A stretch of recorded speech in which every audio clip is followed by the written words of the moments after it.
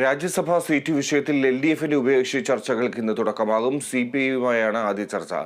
സൂര്യ ഗായത്രി വിവരങ്ങളുമായി ചേരുന്നു. സൂര്യ, ഒരു സീറ്റ് CPM മുറുകെ പിടിക്കുകയാണ്, മറ്റൊന്ന് CPIക്ക് വേണമെന്ന ആവശ്യം. അതിനിടയിലാണ് കേരള കോൺഗ്രസ് സീറ്റിന് ആവശ്യം ഉന്നയിക്കുന്നത്. എങ്ങനെ ഈ ചർച്ച പൂർത്തിയാക്കാൻ കഴിയുമെന്നാണ് കരുതുക?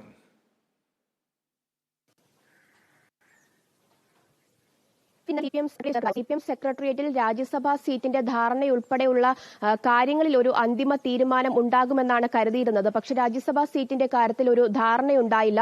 തുടർന്ന് തിങ്കളാഴ്ചത്തേക്കാണ് CPM സെക്രട്ടേറിയറ്റ് അതുപോലെ തന്നെ LDF യോഗവും നടത്തുമെന്ന് അറിയിച്ചിട്ടുണ്ടായിരുന്നത്. ഇന്നിപ്പോൾ ഉഭയകക്ഷി ചർച്ചകൾ നടക്കുകയാണ്. ഈ രാജ്യസഭാ സീറ്റിനു വേണ്ടി CPIയും അതുപോലെ തന്നെ കേരള കോൺഗ്രസ് എമ്മും ഒരുപോലെ ആവശ്യമുയർത്തുന്നതാണ് ഇത്തരത്തിലുള്ള ചർച്ചകൾ നീണ്ടുപോകുന്നതിന് ഒരു കാരണമാകുന്നത്. ഒരു സീറ്റ് CPM നേരത്തെ തന്നെ മുറുകെ പിടിച്ചിട്ടുണ്ടായിരുന്നു. ഇനിയിപ്പോൾ ഒരു സീറ്റ് നൽകേണ്ടത് CPIക്കാണോ അതോ കേരള കോൺഗ്രസ് എമ്മിനാണോ എന്ന കാര്യത്തിലാണ് തീരുമാനമെടുക്കേണ്ടത്. നേരത്തെ തന്നെ CPI സംസ്ഥാന സെക്രട്ടറി ബിനോയ് വിശ്വം തന്റെ നിലപാട് വ്യക്തമാക്കിയിട്ടുണ്ടായിരുന്നു. ഒരു സീറ്റ് തങ്ങൾക്ക് വേണം, CPIക്ക് വേണം എന്ന ഒരു ആവശ്യത്തിൽ തന്നെ CPI നിലതുടരുമ്പോൾ കേരള കോൺഗ്രസ് എമ്മും അത്തരത്തിൽ സീറ്റ് വേണമെന്നൊരു ആവശ്യം ഉന്നയിച്ചിരിക്കുകയാണ്. ആർക്കായിരിക്കും സീറ്റ് കൊടുക്കുക എന്ന കാര്യത്തിൽ ഒരു തീരുമാനം ഉണ്ടാക്കുന്നതിന് വേണ്ടിയാണ് ഉഭയകക്ഷി ചർച്ചകൾ ചേരുന്നത്. ഇന്നിപ്പോൾ CPIയുമായിട്ടുള്ള ഉഭയകക്ഷി ചർച്ചയാണ് നടക്കുന്നത്. തിങ്കളാഴ്ച LDF യോഗം അതുപോലെ തന്നെ CPM സെക്രട്ടേറിയറ്റും നടക്കും. ഈ ഒരു സമയത്ത് അല്ലെങ്കിൽ സെക്രട്ടേറിയറ്റ് കഴിഞ്ഞതിന് ശേഷം ഈ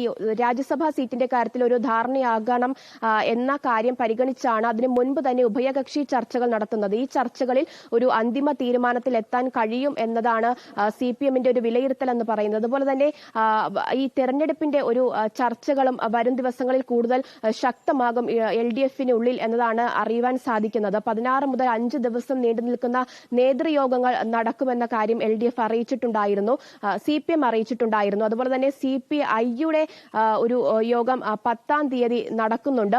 ഇത്തരത്തിൽ തെരഞ്ഞെടുപ്പ് അവലോകന യോഗങ്ങളും തുടരുകയാണ്.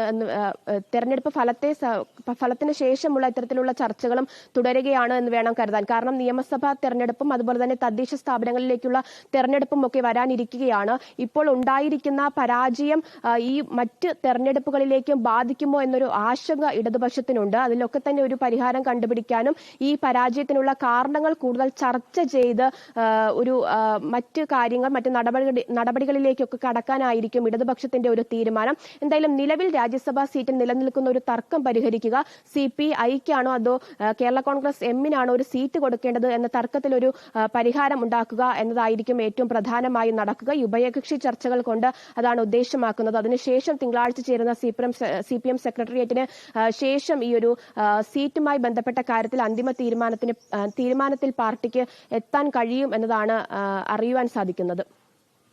ശരി സൂര്യ.